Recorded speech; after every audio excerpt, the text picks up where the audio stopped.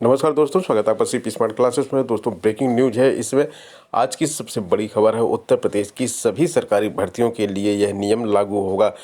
बात करें लेखपाल की, यूपीएसआई की, समूहगा की या फिर क्लर्क की भर्ती की, किसी भी प्रकार की कोई भी भर्ती उत्तर प्रदेश में होगी तो उसमें यह रूल लागू होगा। ये नया रूल बन चुका है और अब आप जो परीक्षाओं की तैयारी कर रहे हैं उसमें आपको विशेष ध्यान रखना पड़ेगा, क्योंकि आपको इसके हिसाब से तैयारी करनी पड़ेगी। तो शुरू करते हैं वीडियो शुरू करने से पहले अगर आपने हमारे चैनल को अभी तक सब्सक्राइब नहीं किया है तो चैनल को सब्सक्राइब करके बेल आइकन दबा दें, जिससे आपको इस तरह की अपडेट समय पर मिलती रहे। बाबुओं की भर्ती में अंग्रेजी ज्ञान हो सकता है अनिवार्य। यहाँ पे बात हो रही है कि समूहगा की जो भर्ती होती है, यूपी SSS जिस भर्ती को कराता है उसमें अंग्रेजी का ज्ञान जरूरी हो सकता है। अंग्रेजी का ज्ञान जरूरी होगा तो यहाँ पर देखिए एक बड़ी समस्या आएगी, क्योंकि बहुत सारे छात्र जो SSC की परीक्षाओं से दूर भागते हैं। क्यों दूर भागते हैं? क्योंकि वहाँ पर इंग्लिश कंपलसरी होती है और इंग्लिश अच्छी खासी वहाँ पे आती है। जिन छात्रों को इंग्लिश अच्छी तैयार नहीं रहता है वो वहाँ पे अप्लाई नहीं करते हैं और वो यूपी SSS में करते हैं अप्लाई। यूपी SSS में अप्लाई करते हैं SSC छोड़कर, क्योंकि SSC के कंपटीशन से वो इंग्लिश की वजह से बाहर हो जाते हैं। अब यहाँ पे यूपी SSS की जो प्रारंभिक अर्हता परीक्षा PET है, तो PET के लिए जो है यहाँ पे निर्देश जारी कर दिया गया है कि इसमें अंग्रेजी के सवाल को शामिल करने का प्रस्ताव दिया गया है। शासन से पाठ्यक्रम अनुमोदित होते ही आयोग इसे जारी कर देगा। आयोग की नई भर्तियों में द्विस्तरीय परीक्षा प्रणाली का फैसला लिया गया है। इसके अंतर्गत यूपी SSS पे यहाँ पे पेट से संबंधित पाठ्यक्रम शासन को मंजूरी के लिए भेजा गया है। शासन ने आंशिक संशोधन का सुझाव देते हुए सैद्धांतिक सहमति दी थी। अब आयोग ने सुझावों के साथ पाठ्यक्रम में अंग्रेजी को शामिल करते हुए संशोधित मसौदा औपचारिक अनुमोदन के लिए भेज दिया है। अंग्रेजी को भी इसमें शामिल कर लिया गया है।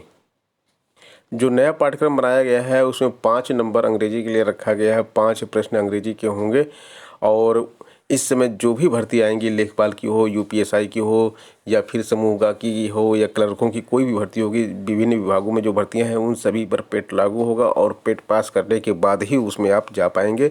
तो यहाँ पे देखिए लिखा हुआ है कि वर्तमान में आयोग की भर्तियों में अंग्रेजी से जुड़े सवाल नहीं पूछे जाते थे। पेट परीक्षा के पाठ्यक्रम में 5 नंबर के सवाल अंग्रेजी विषय से पूछे जाएंगे। इसको शामिल करने के लिए बोला गया है और योजना दी गई है। तर्क दिया जा रहा है कि इससे ऑफिस स्तर पर अंग्रेजी में आने वाले पत्रों, उच्च न्यायालय एवं उच्चतम न्यायालय के निर्णयों को समझकर कार्यवाही में आसानी होगी।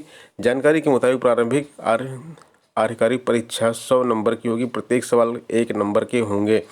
तो यहाँ पे जो इन्होंने अब नया सिलेबस बनाया है, सामान्य हिंदी व अपठित गद्यांश आधारित प्रश्न यहाँ पे इन्होंने 20 रखे हैं और सामान्य अंग्रेजी व अपठित गद्यांश आधारित प्रश्न जो है इसमें 5 रखे हैं।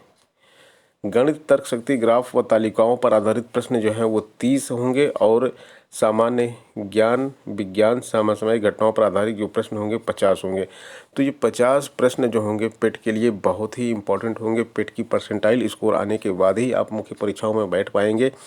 तो सबसे पहले आप इन 50 प्रश्नों पर तो टारगेट कीजिए। जब तक परीक्षा का नोटिफिकेशन नहीं आ रहा है इसका, तब तक आप इन 50 प्रश्नों की तैयारी करें। इसके लिए हमारे सीपी स्मार्ट क्लासेस जो मोबाइल ऐप है उस ऐप को डाउनलोड कर लीजिए और वहाँ पर जो है डेली मॉक टेस्ट होता है, डेली टेस्ट सीरीज होती है इस परीक्षा से संबंधित और डेली 11 बजे हमारी टेस्ट सीरीज अपलोड होती है।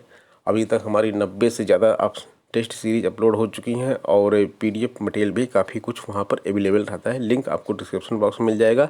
गूगल प्ले स्टोर में भी आप सीपी स्मार्ट क्लासेस सर्च कर सकते हैं। तो दोस्तों, ये थी आज की अपडेट। मिलते हैं नेक्स्ट वीडियो में नई अपडेट के साथ। धन्यवाद।